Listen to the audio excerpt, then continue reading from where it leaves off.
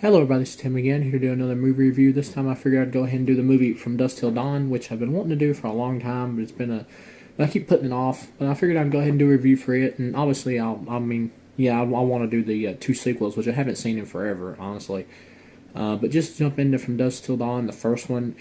I love this movie. I think it's great. I'd give it 4 stars out of 4, just to already go ahead and say. The film feels more like it's a Quentin Tarantino script, I believe, and a Robert Rodriguez directed film. The characters feel more Robert Rodriguez to me, mostly. At least the ones in the bar in the movie do. But the script feels more like something Quentin Tarantino would do. Anybody who knows From Dusk Till Dawn knows that's kind of a twist of fate story. I think it's going to be like a heist, kidnapping type flick, and then it switches to a vampire movie halfway through. The movie stars George Clooney, Quentin Tarantino, and Harvey Keitel. This is actually Quentin Tarantino's best acting performance that personally I have seen from any acting he's done in any of his movies. He plays a pretty much scumbag rapist type character here, and then George Clooney's character is also an asshole, but he's the more likable of that two assholes. He's the type of guy that won't kill somebody unless he has to, whereas Quentin Tarantino's character kind of gets off on killing.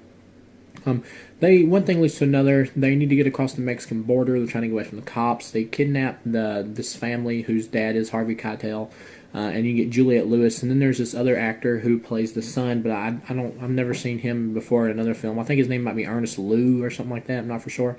But anyway, and George Clooney gets all the best lines in this movie. He makes this movie. He is hilarious in this movie. And Cheech Marin from Cheech and Chong plays like 3 different characters. Cheech from Cheech and Chong plays like 3 different characters in this film.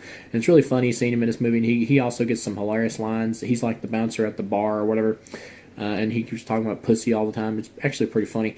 But anyway, so they got to get across the Mexican border, and they kidnap Harvey Keitel's family to take him across there. And they're going to this place called the Titty Twister, which is a hilarious name. That's got to be Quentin Tarantino's. He has to be the one to pick that. They go into the bar. They got to spend the night there basically. And in the morning, they're going to let the family go, and then they're going to haul ass to war at El Rey or whatever, so they can get away from the police. They're meeting some guy there that they have to pay in order to stay in El Rey, because he runs all the. But yeah, he runs all the criminal organizations there, and he's played by Cheech Marin also, which is really funny to me. Anyway, they get to the bar, and then come to find out everybody there is like vampires, and the movie switches gears into like a B movie with over the top like vampire violence and everything. I will say this: the first half is stronger when it's more tense about will Quentin Tarantino's character like rape Harvey Keitel's daughter, because he's like really sick in the head and he hallucinates shit of women coming on to him when they really don't. I will say it's more tense and interesting there. I will say this, though, when they're at the bar, I do feel like Quentin Tarantino's character gets killed off a little bit too early. I felt like you could have done more with him. But anyway, and Selma Hayek is super hot in this movie, and her lap dance is amazing. Pretty much everybody starts turning to vampires, and it's a who will survive the night type film. Harvey Keitel dies in the film. He gets turned into a vampire. You got Sex Machine, played by Tom Savini. He was hilarious with his cock gun, which has been overused to hell and back in Robert Rodriguez's newer films. But he was great. He gets killed.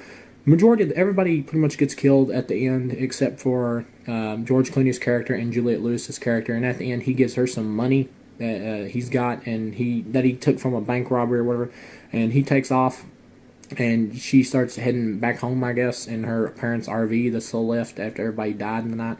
Get some really cool gore effects. Another problem is some of the effects are a little dated. All in all, this film is very entertaining, and I also really like the soundtrack. Selma Hayek's dance alone in the movie makes this movie worth watching.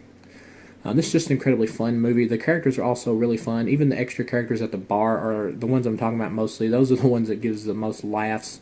Like Fred Williamson is in this movie as Frost. He is really funny. He takes out like multiple vampires. He's like this big strong guy, and Tom Savini turns into a vampire and bites him. He's like, "You bit me!" And then Tom Savini goes, "What are you gonna do about it?" That was pretty hilarious. And he goes, "Come on, sex machine!" and freaking throws him through a door. That was funny as shit. I do wish Quentin Tarantino's character would have lived a little bit longer, though. His character was pretty interesting. This whole mental instability or whatever. They could have done a little bit more with him. I know they kind of fixed that in the TV series, but the TV series is pretty inferior to the movie.